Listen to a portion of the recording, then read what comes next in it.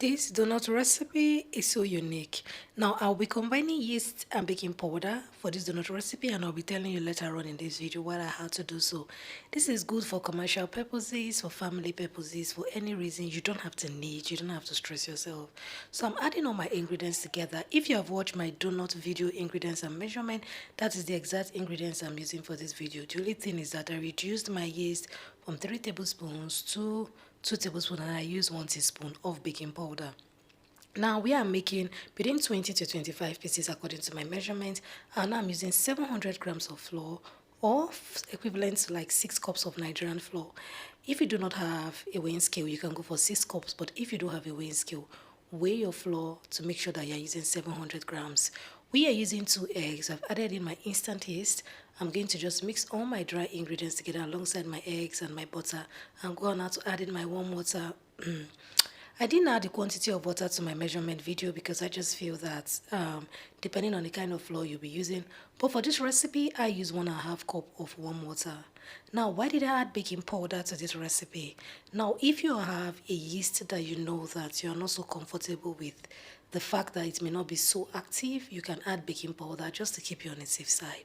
I divided my butter into two. I just added the last part of my butter. After adding water, just mix it into my dough for like 2 minutes, then go on now to cover and allow it to rest for 20 minutes. This is how I make my commercial no-knead donut, and it comes out feeling very soft and fluffy every time. I'm just going to go on now to take it out of the bowl after 20 minutes, get it together with my flour, and get ready to cut. If this is your first time of stopping by my channel, you're so welcome. If you've been here before, good to have you here. And if you haven't subscribed to Debbie's Kitchen, do subscribe, to like and share. Do comment, tell me what you think about this recipe. Now, this is going to give us between 20 to 25 pieces depending on the kind of cutter you'll be using. I'll be using the regular donut cutter, which I would say is on the medium size.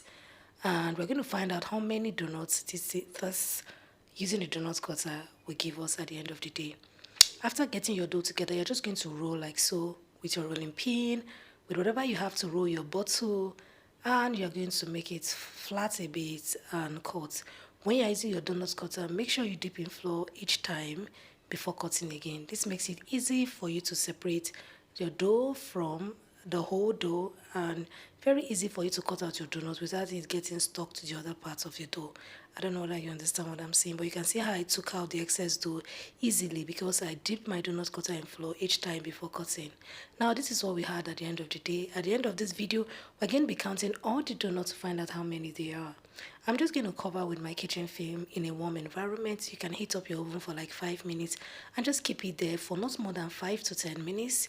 Once it is 10 minutes into proofing time, this is after proofing, or even 8 minutes, start heating up your oil because you do not want your donuts to overproof. One thing about this recipe, once your donuts overproof, you have to roll it again or discard. Now, this is me now getting ready to fry. You fry on medium heat. There is no rules on frying. Just make sure your oil is constantly on medium heat. When it is brown on one side, flip to the other side. And when it is brown to your taste, you can take it out of the oil, set in a sieve or salve to strain excess oil. So the way my donut looks now, I think is okay for me to take it out of the oil. It's slightly brown on both sides, and I love the golden brown look this way. I'm going to take it out of the oil and keep it in a sieve or salvet. Now this is batch 2. You can see is deeper in terms of the golden brown than the first batch. I just had to show you so that you would know that you can fry your donuts light brown or deeper brown. As long as you use the quantity of ingredients and measurements, which will be in the description box, the donuts will come out looking so good. You can see how it looks. So good. Some of them even had the white line, and we didn't need. This donut looks big, and with the ingredients and measurements I used, you'll be so surprised the quantity we got at the end of the day. So now this is the final batch. I think I fried for like 3 or 4 times. So we had like 3 or 4 batches. And when we are done, boom, this is what we got at the end of the day. Our donut is ready. So there were so many, we couldn't put all of them in my tray. So this is how they are. We're going to be counting them. So I'm going to be transferring them to the other tray so that we can count. At this point, I just want to point out something here. This is the donut that didn't proof properly. I decided to fry it to show you. When you do not allow your donut enough time to proof, or you do not allow it to proof in a warm environment, it will be looking small. Look at the other one that proofed in a warm environment. It proved better.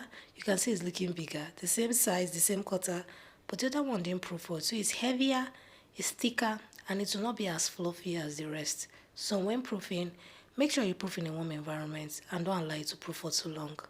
I hope these tips will help you. Now let's count. This is 5, 6, 7, 8, 9, 10, 11, 12, 13, 14, 15, 16, 17, 18, 19, 20, 21, and 22. So we've got 22 pieces of donuts, medium-sized donuts from 700 grams of flour.